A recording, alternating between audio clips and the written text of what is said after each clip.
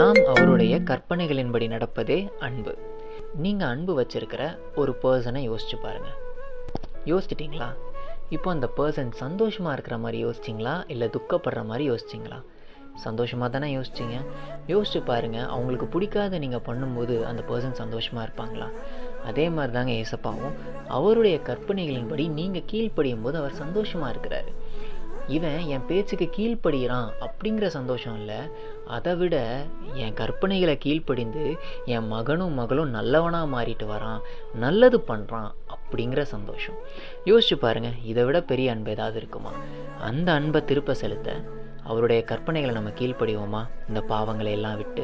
அன்புள்ள இயேசப்பா, இந்த நாள்லையும் உங்களுடைய கற்பனைகளின்படி நடக்கவும், அப்படி உங்களுக்கு உண்மையான சந்தோஷத்தை கொடுத்து நீங்கள் எங்களுக்காக சிலுவையில் மரித்ததற்கு திருப்பி அந்த அன்பை நாங்கள் செலுத்தவும் எங்களுக்கு கிருபை தாங்க. இயேசுவே.